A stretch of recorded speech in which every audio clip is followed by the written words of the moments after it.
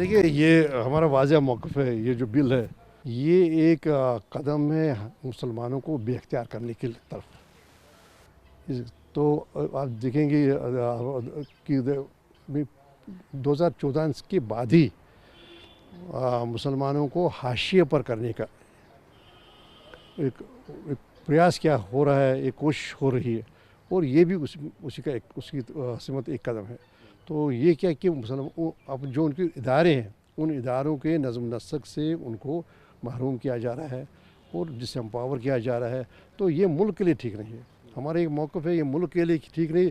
पहले ये मुल्क में जो हमारा देखिए कि आइन, हमारा एक आइनी जमहूरियत है, एक आइन हमारा है। उस आइन में जो ज़मानती दर्ज है जो माइनॉरिटीज़ के लिए, उनके ये बिल्कुल मुखालिफ है और उनके साथ मुतसादिम है।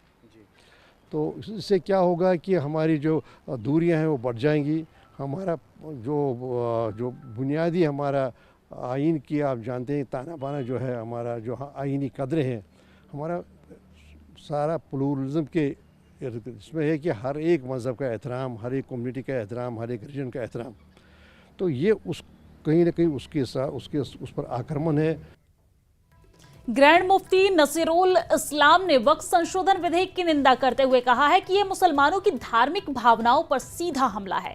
ग्रैंड मुफ्ती ने कहा कि संशोधन के दूरगामी प्रभाव होंगे, मुसलमानों को निशाना बनाया जाएगा और लोकतांत्रिक प्रक्रिया को नुकसान पहुंचाया जाएगा। उन्होंने संशोधन को अलोकतांत्रिक और असंवैधानिक बताया है।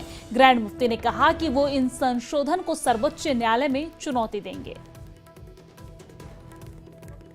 प्रॉपर्टीज इमलाक, इस सिलसिले में जो दूसरे उलमाए किराम हैं, जिनमें मीरवाइज मौलवी उमर फारूक, उससे भी बात हो गई, आगा साहब बड़गाम से बात हो गई, गुलाम सुलहामी साहब से बात हो गई, और मीरवाइज साहब ने भी बाकी दूसरे लोगों के साथ बात की है। और एक मुश्तरका लाहे अमल का हम करेंगे, ऐलान करेंगे, और 7 के बाद ही ये फैसला मैं करूँगा कि क्या होगा, किस तरीके से इसमें हम आगे बढ़ेंगे।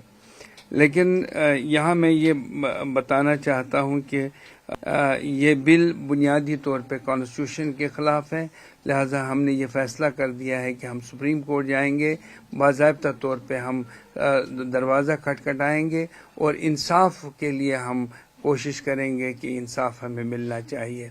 और जो कार्रवाई बीजेपी कर रहे हैं, जिस तरीके की जंग उन्होंने छेड़ दी है, वो ये नहीं समझते हैं कि हिंदुस्तान में मुसलमान सेकंड लार्जेस्ट कम्युनिटी है जो रह रही है, जिन्हें जीने का हक है।